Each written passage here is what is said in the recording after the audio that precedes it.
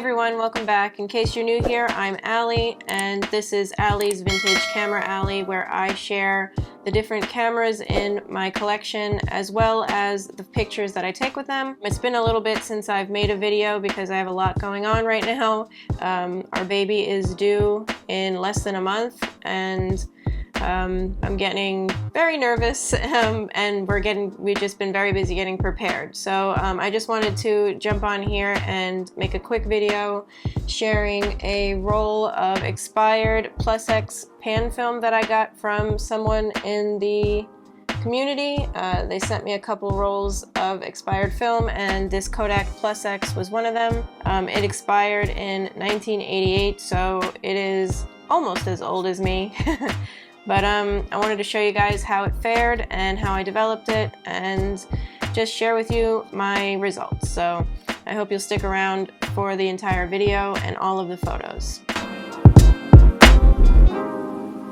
So as I mentioned in the intro, a viewer sent me this roll of Kodak Plus-X Pan 125 film, and after my experience with Kodak Pan-X that Mike Ekman sent me, and I really loved those results, I thought I really was excited to try this film. I had always heard that it was a very popular film back in the day and was pretty much the go-to choice. So I was excited to shoot this. So Kelsey and I went out to Tradition, our usual place where we go to relax and walk around sometimes, and where I like to take pictures. And that's where I shot this roll. Plus-X pan film from, it expired in December of 1988. I'm gonna shoot it with my Leica. I don't know if I'm gonna overexpose it. We'll see. Let's see what this looks like. I was hoping it was, I guess it's not old enough to be in one of those tin cans. Oh, that's boring. Instructions. Let's see what the canister looks like.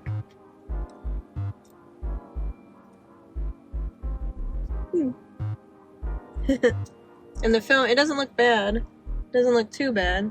It's not all dried out, so we'll see. So at first, I wasn't really sure how to shoot this roll or how to basically overexpose it, because I know there's that rule of thumb where you overexpose by a stop for every 10 years that the film is expired. This film is 30 plus years old, so I would have needed to overexpose it by 3 stops. But I read a lot of different things online. A lot of people said that their results came very fogged no matter what they did. I wasn't too confident with what I was going to get, but I decided to overexpose it by shooting it at ISO 50 instead of 125, and then I would then develop it regularly as if I shot it at 125, and that would overexpose the film. So I developed it in Kodak's HC110 developer. I used dilution B, which is 1 parts to 31. That seems to be my go-to developer these days, and dilution, I've been doing that with all of my black and white film lately, and I've been really enjoying the results it's giving me. So that's what I did with this roll, and fortunately that decision to shoot it at ISO 50 actually paid off. So I'll just show you my results and you can see for yourself. So you can see this first photo is a photo of the town hall there in the square. I took that photo as soon as I got out of the car, and you can see already that the film still retained all of its gradient. Like, you can see that there's several different types of gray in between the black and the white spectrum, which is really good. I don't see any fogging. The only thing I noticed was the grain was pretty pronounced, and since this is marketed as a very fine grain film, I'm guessing it's from either the age or how I developed the film. But that was really the only thing I noticed, the only difference that I noticed. I don't see any fogging. This is actually where we went to go take our wedding photos after our wedding. So this is a fun place to go take photos. And you can see here inside the gazebo where there was a mixture of highlight and shadow, you can see that even though I overexposed the film, and even though the film is 30 years old, it still retains detail in the shadows and in the highlights. It didn't completely blow out either side of the spectrum. Even like, say, this tree, this photo of this tree, You can see all the detail in the very rocky, stubby trunk of the tree. You can see all the detail, the grass growing out of it, the texture of it, which is really awesome. And then I walked over to the lake to see if I could get some photos on the lake. And you can see again, shadows still retain their information. You can see the rocks and all the floating reeds in the water. They weren't too muddy or anything like that. And this photo of the restaurant on the water, even though it's a white restaurant with a, you know, the bright background behind it, again, it didn't get blown. You do see a lot of grain in the sky though. So that is the one thing I noticed. And then here's some more of the grass floating in the water. And even though the sun was just blasting, which I don't tend to shy away from. I know that seems to be like a taboo subject that you're not really supposed to shoot in the middle of the day, but I don't always have the option to go in the morning or at night, so I just shoot literally when I can. So it didn't really seem to make a difference with my photos. If anything, maybe it added some contrast. Here's Kelsey in front of that tree. You can see here she's very pregnant. I guess at the time of taking this photo, I'm not sure how far along she is at the time of making this video. She is 36 weeks pregnant, so we are about to go to the hospital soon. But I like that photo of her. Another tree, you could see the detail in the trunk. So the sun started to get a little bit too much, a little bit too hot, especially reflecting off of that water. So we got in the car and we drove over to the other side of town where Kelsey wanted us to make a pit stop to get some ice cream real quick. So we stopped here at this building to get some ice cream, and I was able to take some detail photos of the building, like the shadows reflecting on the window. And then after we got our ice cream, we went over to this other side of the square where there's these giant Spanish moss trees. And you see these all over Florida. They're just giant. They just have such a presence, and they're not always easy to photograph because they are a mixture of shadow and highlight a lot of times, but I really love the way the film captured the movement of the tree. Especially in this photo, you can see all of the moss just floating in the wind.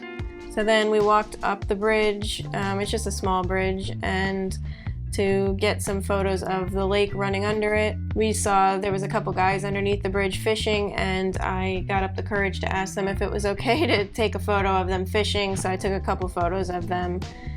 And although I wish I had stuck around for a couple more minutes, because as soon as I stopped taking the photos and walked off the side of the bridge, he caught a really big fish. That would have been a good photo, but I guess that's the decisive moment, and I made the wrong decision. But I did end up getting another picture of Kelsey here up against the bridge for my last frame, holding her belly there, and that was the last frame of the roll. But yeah, that was it for that day. We had a good time walking around there, a good time taking those photos. And I really like this film, especially with the prices these days. It's nice to know that there's a film out there you can buy expired. If you do find a roll at a reasonable price, that you know that you can shoot it and it will give you reasonable results. So hopefully that helps you out at all. I hope you enjoyed these photos. If you'd like to support the channel in any way, I will leave a link down in the description where you can buy me a roll of film, or if you buy my zine, which is right there, right there. If you buy my zine, that helps the channel out too. I really want to keep this channel going. I've been really nervous about what I'm going to be able to do once the baby's here. Hopefully I will continue to be able to at least put out one video a month. Lately it's been suffering a lot because I have been doing so much lately and haven't had time to just sit and do this. I have a whole box of undeveloped color film, which I've been trying to get to because I am working on the promised review of the F1. So I am working on that. I didn't forget about that. I know you guys were asking for that review. So I'm going to develop the film I took with it, and hopefully you will subscribe and stick around for that review. I also want to mention my website because I do post on there more than I do on here because it is just easier to write out a blog. So Allie's Vintage Camera, Allie.com. If you want to go follow along there, I do post a lot more on there than I do here. Or of course, there's my social media you can follow where I post pictures all the time. So anyway, enough of that plugging. I just wanted to make sure you guys knew all that.